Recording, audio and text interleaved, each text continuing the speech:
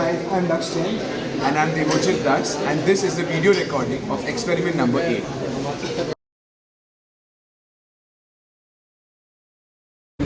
So first, let us understand the circuit diagram for task 1. Here we have the input source, which is connected to the 470 ohm resistance, which is connected to the inverting terminal, and the non-inverting terminal is grounded.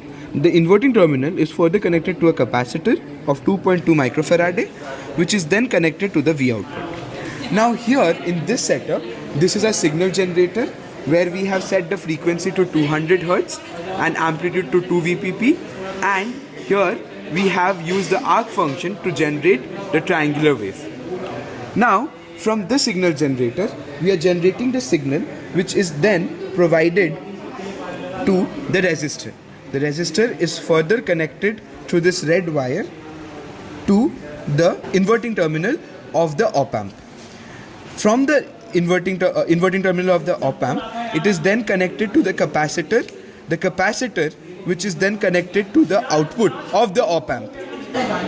And after offset correction, we are taking the output across this terminal and this terminal. Now, as we know theoretically, when we integrate a triangular wave, we get a parabolic wave. And as you can see in the digital oscilloscope, we are getting a parabolic wave with a phase difference of minus 106 degrees. Now I'll perform the FFT operation on this. Our source is channel 2, which is the output. Now adjusting the scale.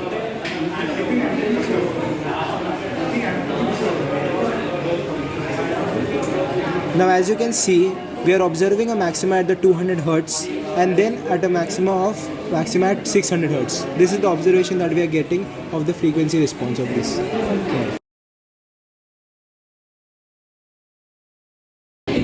Now for the differentiator circuit, let us understand the circuit diagram. The only change that we have is that the resistance, which was previously at the place of the capacitor, and here the capacitor is in the place of the resistance.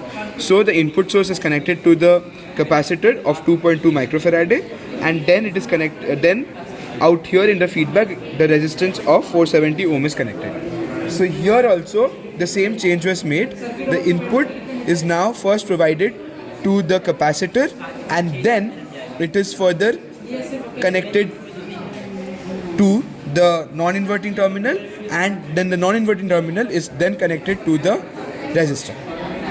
Theoretically, when we differentiate a triangular wave, then we should get a square wave. And as you can observe in the digital oscilloscope, we are getting a square wave with a phase difference of approximately 90 degrees. Now I will perform the FFT operation on this. Our source is channel 2, which is the output. Now adjusting the scale.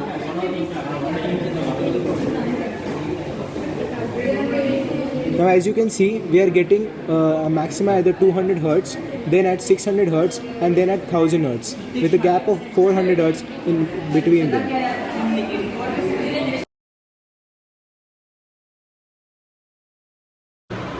We took the data from the oscilloscope and put it in a MATLAB program and plotted the gain in dB versus frequency graph.